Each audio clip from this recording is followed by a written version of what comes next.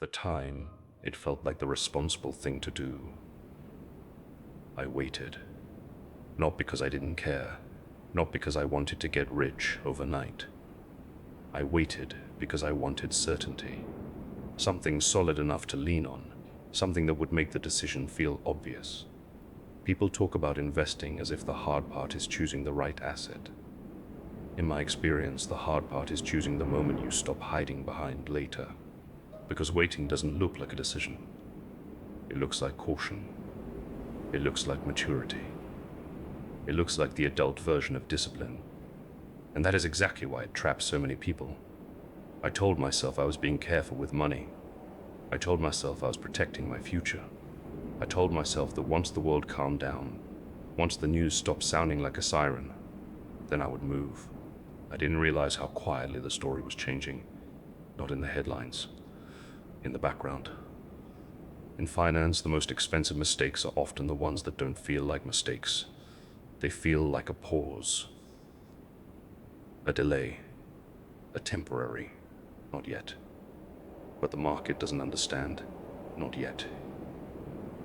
It only understands exposure. You are either exposed to the movement of prices, or you are not. You are either participating in compounding, or you are not. You are either learning how you behave under uncertainty, or you are postponing that lesson. Waiting doesn't remove risk. It simply swaps one risk for another. And the risk you choose by waiting is subtle. It doesn't arrive like a crash. It doesn't announce itself. It doesn't announce itself. It doesn't even feel like pain, at least not at first. But the market doesn't understand, not yet. It only understands exposure. You are either exposed to the movement of prices, or you are not. You are either participating in compounding, or you are not. You are either learning how you behave under uncertainty, or you are postponing that lesson. Waiting doesn't remove risk. It simply swaps one risk for another. And the risk you choose by waiting is subtle. It doesn't arrive like a crash. It doesn't announce itself. It doesn't even feel like pain. At least not at first. It feels like relief. Relief because you can still imagine the perfect entry. Relief because you have not committed. Relief because you have not been proven wrong. But relief is not a strategy. It is a feeling. And feelings have a habit of billing you later. I remember what my mind sounded like back then. It wasn't dramatic. It was quiet, reasonable, almost polite. Let's wait a little longer. Let's see what happens. Let's avoid buying at the top. Let's not rush. Each sentence was a small retreat that sounded like wisdom. Each sentence was a way to avoid one uncomfortable truth. There is no moment when uncertainty disappears. There is only the moment you decide how to live with it. Markets don't reward certainty. They price uncertainty. This is not a motivational quote. It's a description of how the system works. Risk is the price of admission, not the villain, not the flaw, the price. So when you say, I'm waiting for certainty, you're saying, I'm waiting for the price to go down. But the price does not go down because you want to feel safe. The price goes down when fear is everywhere, when certainty is at its lowest, which creates the second trap. Even when the price is lower, you still don't feel safe because your brain is not asking for a discount. It is asking for permission. Permission to act without regret.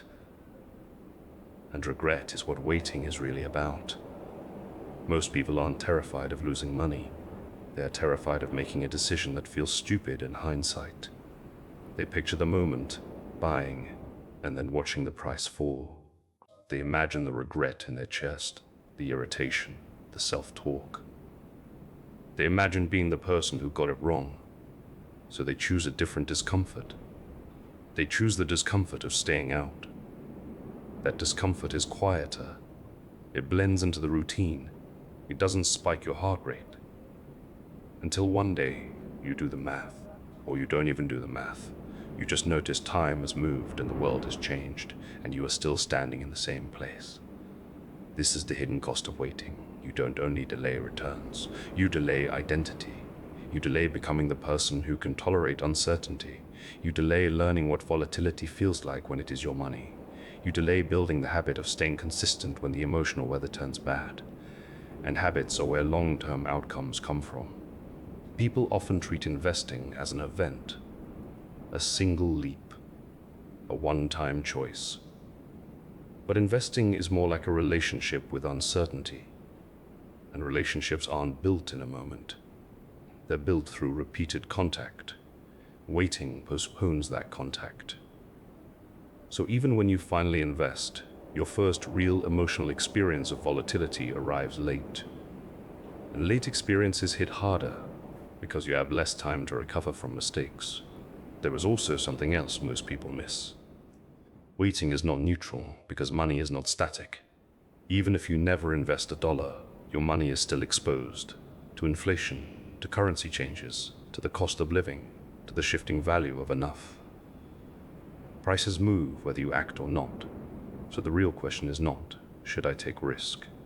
The real question is, which risk am I already taking? That question changes everything. Because once you see waiting as a position, you stop romanticizing it. You stop calling it being careful. You start seeing it as what it is, a bet. A bet that you'll recognize the right moment. A bet that you will have the courage to act when that moment arrives. A bet that you will not hesitate again. That is a lot of confidence for a person who is waiting for confidence. And here is the part that is uncomfortable to say out loud. Waiting often becomes a lifestyle. It becomes a pattern of postponing decisions until they feel clean. But life does not offer clean decisions. It offers decisions with trade-offs. The market is no different. If you insist on clarity before you act, you will act when clarity is high. And when clarity is high, prices are often higher too. This is why so many people buy late. Not because they're dumb, because they're human. They want reassurance. They want consensus. They want the feeling that they are not alone. They want a decision that feels socially approved. The market does not pay you for being socially approved. It pays you for being exposed early and staying exposed long enough. Exposure is a word people avoid because it sounds like danger. But exposure is also how you earn the right to returns.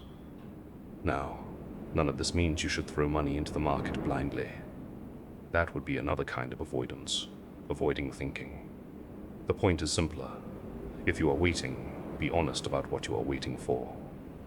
Are you waiting for better information? Or are you waiting for your feelings to stop warning you? Because feelings don't stop warning you. They only change their language. If prices go up while you wait, your fear becomes regret. If prices go down while you wait, your fear becomes paralysis. Either way, you are negotiating with the same nervous system. This is why timing the market is such a seductive idea. It promises a way out of discomfort. It promises the perfect purchase with no emotional penalty. But timing is not a plan. It is a fantasy of control. In reality, timing is rarely about skill. It's about psychology. It's about whether you can make a decision in imperfect conditions and still sleep at night. It's about whether you can accept being wrong in the short term while still being rational in the long term. The market does not require you to be right today. It requires you to stay in the game.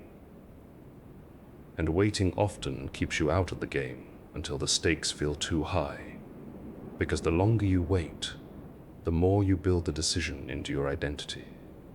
It becomes the big move. It becomes the moment that has to be perfect. So the pressure increases. And increased pressure creates more waiting. It is a loop. The quiet alternative is not dramatic. It is not exciting.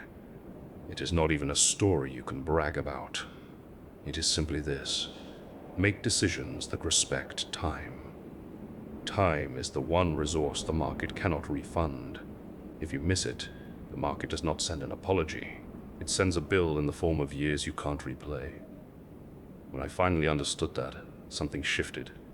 Not in the market. In me. I stopped asking, What is the safest moment? And I started asking, what is the cost of staying unexposed? That question doesn't make investing easy. It makes it honest. And honesty is where good decisions begin. Because the real problem with waiting is not that it is always wrong. The problem is that it is often unconscious.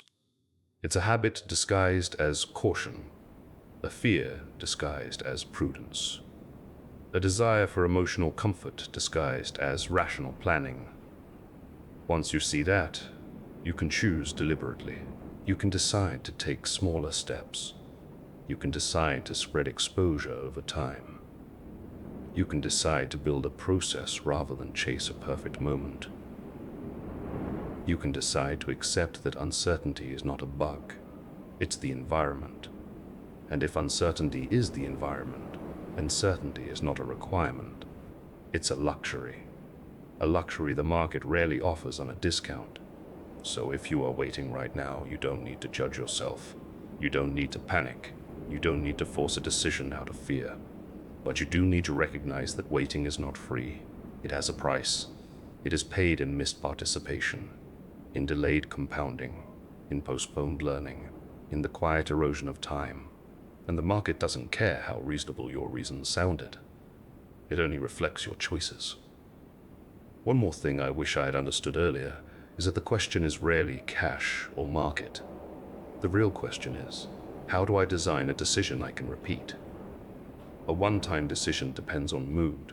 A repeatable decision depends on structure. Most financial decisions aren't about information. They're about how you think. If this perspective resonates, you can subscribe to the channel for future videos.